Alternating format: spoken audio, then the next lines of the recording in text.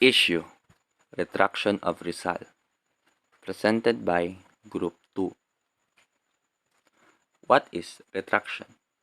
A statement saying that you said or wrote at an earlier time is not true or correct.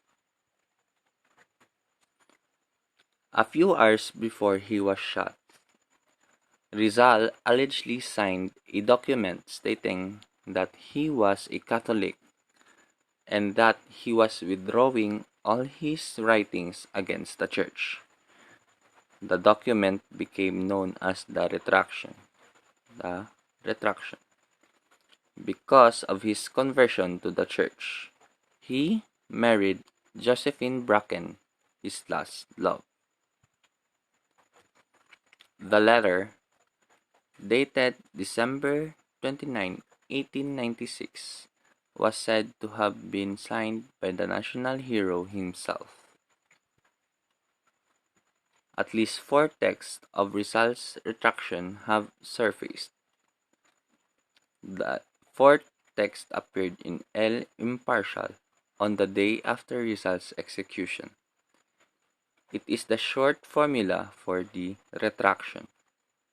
The first text was published in La Voz Española and Diario de Manila on the very day of Rizal's execution, December 30, 1896.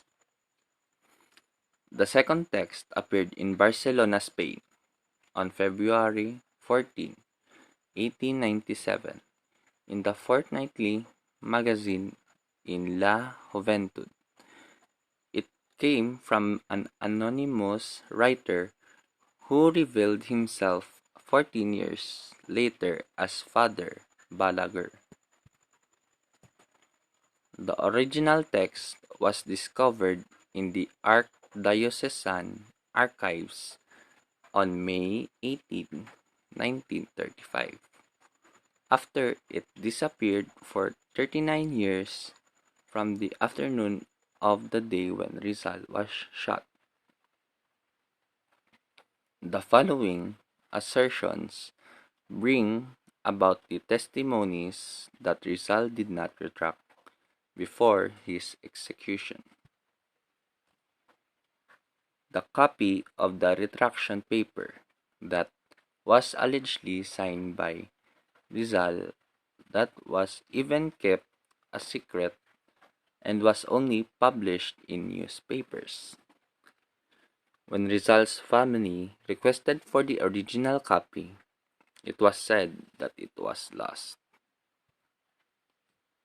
The retraction document is flawed. The first sentences, "I declare myself a Catholic, and in this religion I was born and educated. I wish to live and die." Rizal only had 7 hours to live at that time. The retraction was made and it was nighttime. The friars suggested that he had slept that time. The worst to live and die is wrong. The sentences that he is retracting to the church. Rizal would never retract to the church because the church was never his enemies.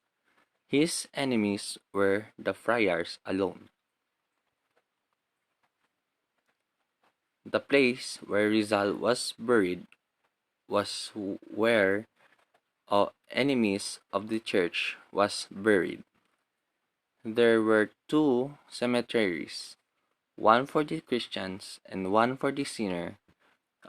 If Rizal retracted, why was he not buried in the cemetery for Christians? Trining, his sister, said that he did not retract. The document was found 30 years after Rizal's death.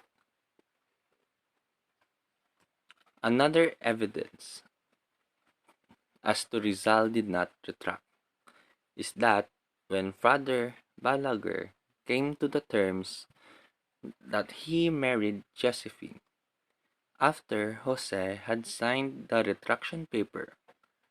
However, there were no marriage certificate or public record shown that prove Father Balaguer's statements. If Rizal retracted, he would not been executed, but he was executed. Therefore, Rizal did not retract. He would have been an example for the cause of the friars. He would have been given a decent Christian burial, not buried like a dead dog outside Paco Cemetery.